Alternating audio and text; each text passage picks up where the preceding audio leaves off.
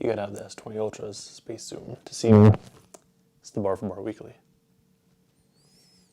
That was really bad. It also wasn't an ad.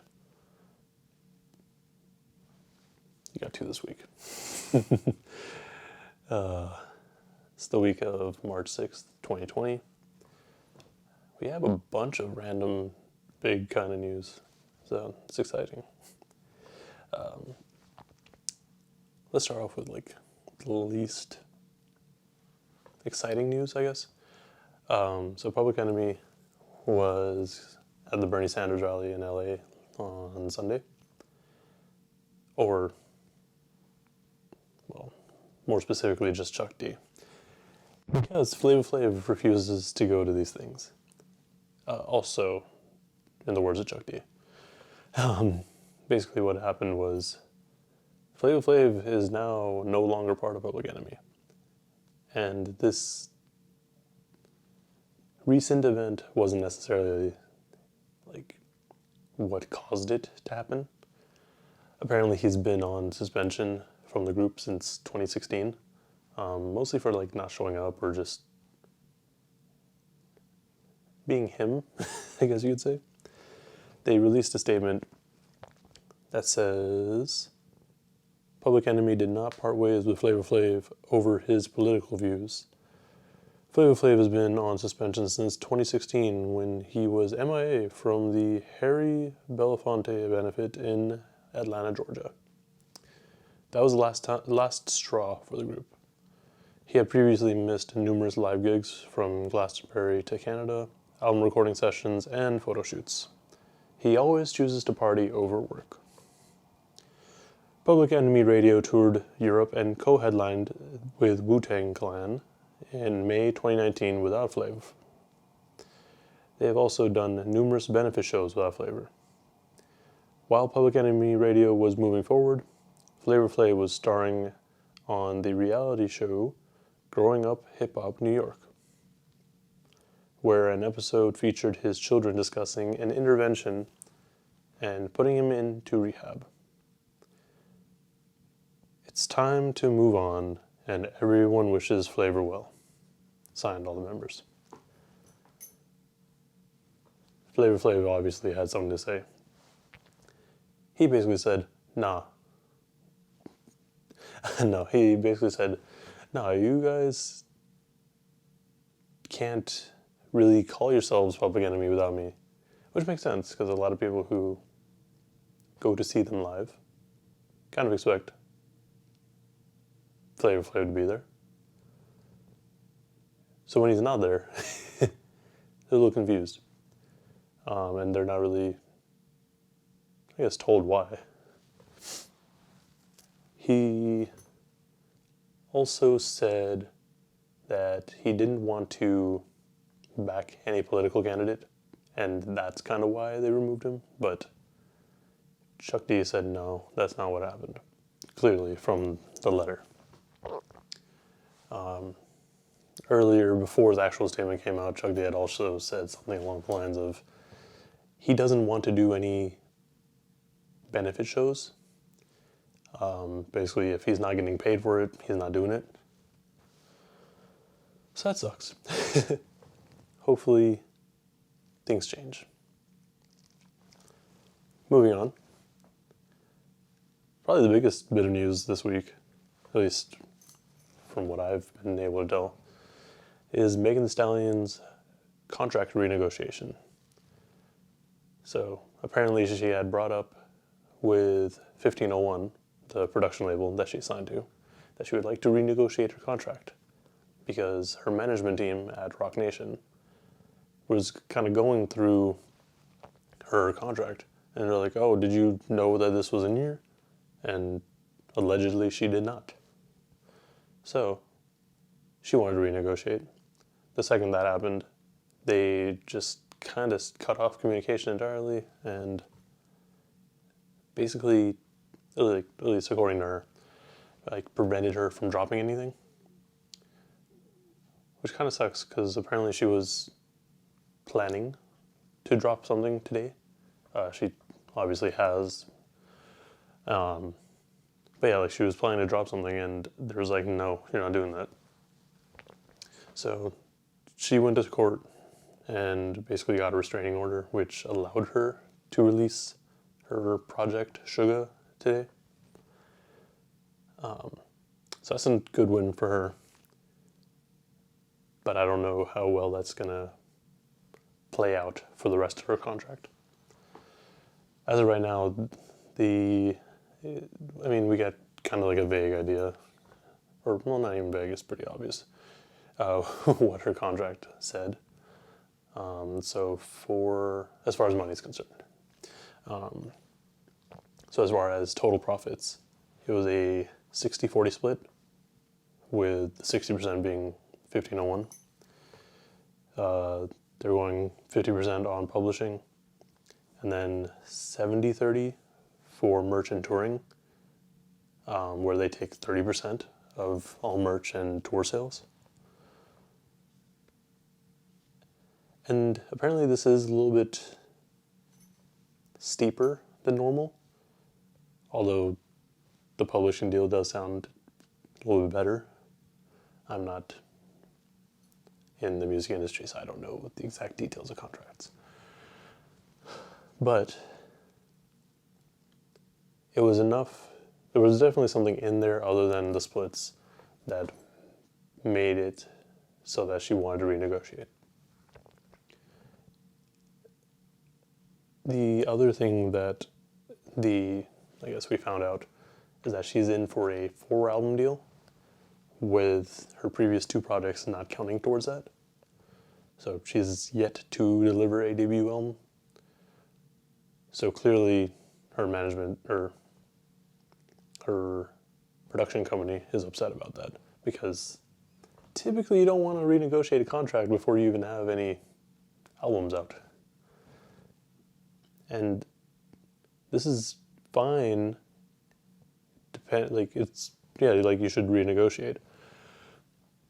But the last time we really saw this happen was with Uzi. And the only reason, I think, or at least in my opinion, that Uzi was able to get out of that was because he was such a big artist. And it was in the best interest of everyone to do good by him. The other major bit of news that happened this week, Kendrick Lamar posted on Instagram a bunch of photos regarding pgLang. No real details were given as to what it is. So this is a company that's been founded by Kendrick and Dave. And what they said is it's not a record label, a movie studio, or a publishing house. It's something new, which doesn't clear anything up. What also didn't clear anything up was the video mission statement that they put out, it was good. It was a good video. It was very captivating, and it featured Kendrick, Baby Keem, and Georgia Smith. So it was an interesting video, but it's like, what are you trying to tell me? What is this?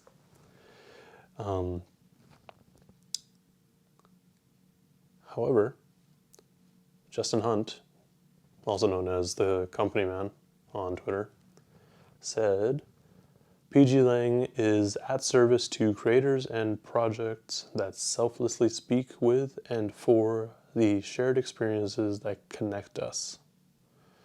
In this overstimulated time, we are focused on cultivating raw expression from grassroots partnerships, says Dave Free. Kendrick says selfless reset. And a final word from pgLang. Imperfections are what excite us most. We want to work with those who can see the beauty in anything. Someone could walk in and say, this black phone is blue. That's cool. We want to see your perspective. Baby Keem, artist one partnering with pgLang, says, astronaut ideas. This is what I like to call the shit that I know I want, but that stand alone, you know? Like, not everything has to make sense to me in a rational way. This is how my mind stays fresh. I don't know where he got this information or like got these quotes from, because it felt like there's nothing on the website. But we'll see what happens with this. It's interesting. Hopefully it leads to more music from Kendrick, because it's been a long time.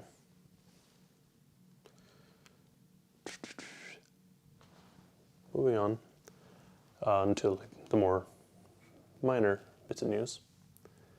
R. the Rugged Man finally announced the release date of his upcoming album, All My Heroes Are Dead. It's going to drop April 17th. It's been a very long time since his last album. I think that dropped in like maybe 2010. Regardless, it's been a long time.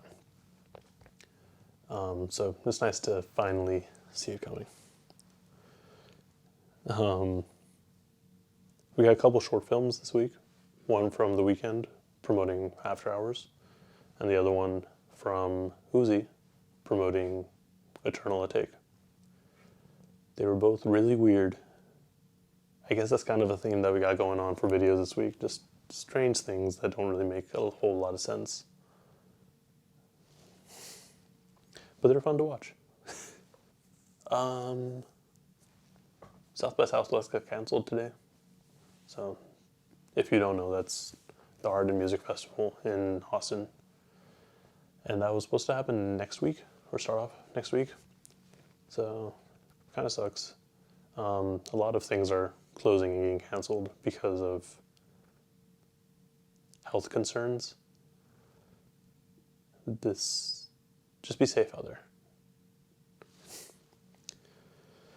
Other than that, we got some random music that dropped. Like just a couple like tracks. Drake dropped a video and obviously the music for When to Say and his Chicago freestyle. That's kind of cool. That's all I gotta say. I don't think he'll make his album. Like, all these tracks that he's just putting out probably just Lucy's. Also, Reason dropped a track titled Trapped In, featuring Absol and Boogie. And I feel like Reason's the only person that gets Absol to go outside and rap these days. Like, no one really does that. Actually, I think Janae did that. I think he's on her album.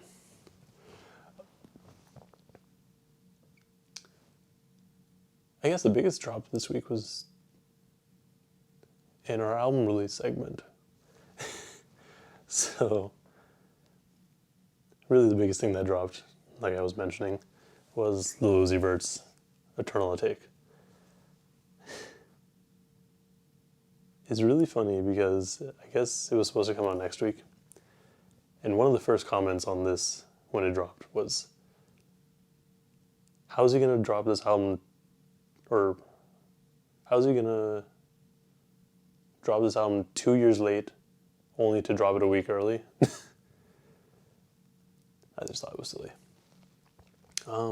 It's pretty cool. I mean, if you like Uzi, it's good. We also got Bankroll Fresh with his posthumous album In Bank We Trust. Janae Aiko dropped Chilombo. I still haven't checked that one out, but it's supposed to be good. Megan Thee Stallion dropped Sugar, which was cool. It was a quick listen. I don't know Megan well enough, but I didn't know that she just, or I don't know if she sings normally, but it kind of threw me off. Jadakiss finally dropped Ignatius, and it's a really good album, but I was confused because I thought Hunting Season was going to be on it. But I was pleasantly surprised when I saw that it was on it. Rap Ferreira, Milo, dropped Purple Moonlight Pages. CJ Fly, who signed to Pro Era, I believe, dropped Rude Boy. Joel Santana dropped Free Santana. Larry June dropped Adjust Through the Game. Anonymous dropped Before the Night Is Over.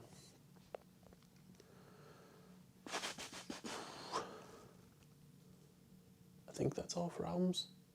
Oh, Crooked Eye dropped the 16 Chapel. I haven't checked that one out yet, but I'm excited.